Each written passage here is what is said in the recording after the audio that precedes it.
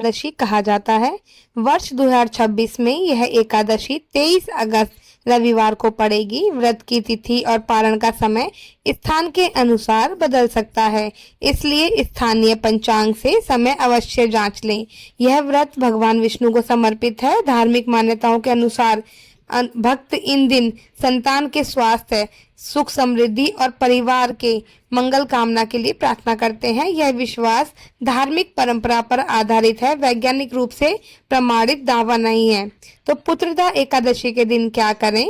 तो हम बताएंगे आपको कि पुत्रदा एकादशी के दिन क्या करना शुभ माना जाता है। तो सुबह स्नान करके स्वच्छ वस्त्र धारण करें और भगवान विष्णु का ध्यान करें।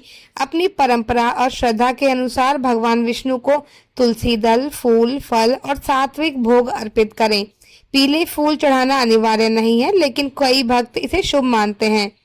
भगवान विष्णु की पूजा के साथ ओम नमो भगवते वासुदेवाय मंत्र का जाप कर सकते हैं।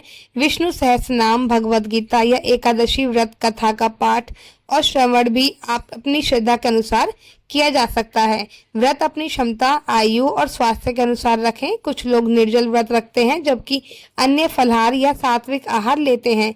मधुमेह, गर्भावस्था, स्तनपान, वृद्धावस्था या किसी बीमारी की स्थिति में उपवास करने से पहले चिकित्सक की सलाह लें। धार्मिक व्रत के लिए स्वास्थ्य को जोखिम में डालना आवश्यक नहीं है।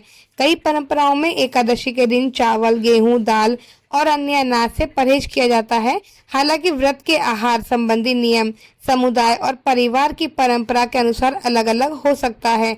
फल, दूध, मेवे, साबूदाना या कूटू जैसे पदार्थ का सेवन करने से पहले उनकी सामग्री और अपने स्वास्थ्य स्थिति का ध्यान रखें। जरूरतमंदों की सहायता, दान, सेवा और शांतिपूर्ण व्यवहार को भी इस दिन की साधना का हिस्सा माना जाता है। तो अब है इस दिन हमको क्या नहीं करना चाहिए। तो पुत्रदा एकादशी के दिन क्या नहीं करना चाहिए जो अशुभ होता है।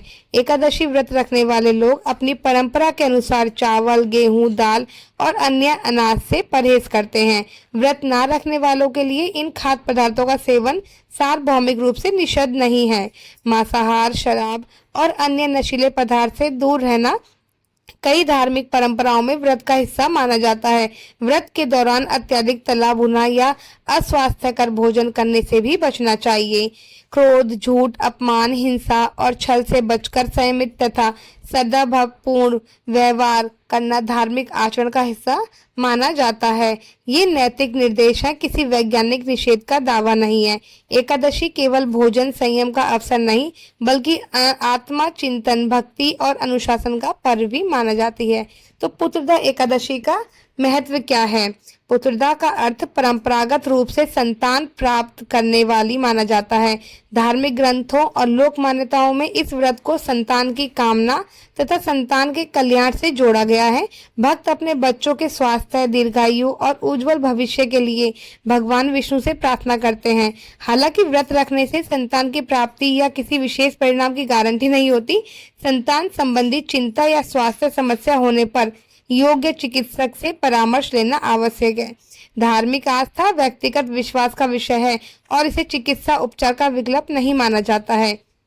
इस व्रत का महत्व केवल संतान की कामना तक सीमित नहीं है। एकादशी भगवान विष्णु की भक्ति, आत्म संयम, मनन और आध्यात्मिक साधना का अवसर भी मानी जाती है।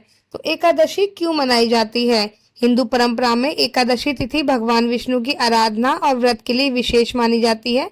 भक्त इस दिन उपवास, जप, पूजा, कथा श्रवण और दान के माध्यम से संयम तथा सद्भाव का अभ्यास करते हैं। व्रत से मन को शांति मिलने का अनुभव व्यक्तिगत और आध्यात्मिक हो सकता है।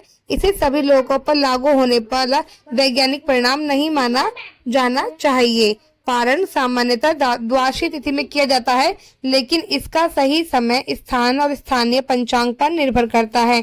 इसलिए पारण से पहले स्थानीय पंचांग या विश्वसनीय धार्मिक कैलेंडर से समय अवश्य जांच ले। इसलिए पुत्रदा एकादशी पर भगवान श्री हरि विष्णु से प्रार्थना करें। हे प्रभु, हमारे परिवार पर अपनी कृपा बनाए रखें, सभी को सुख शांति दें और हमारे संतानों को स्वस्थ, सुखी और सफल जीवन प्रदान करें। जय श्री हरि विष्णु। ओम नमो भगवते वासुदेवाय। अगर आपको हमारा वीडियो पसंद आया हो तो वीडियो को लाइक कीजिए और हमारे चैनल को सब्सक्राइब करना ना भूलें और अपने दोस्तों में, परिवार में हमारे वीडियो को शेयर करें ताकि हम ऐसे और भी वीडियो आपके लिए ला सकें। धन्यवाद।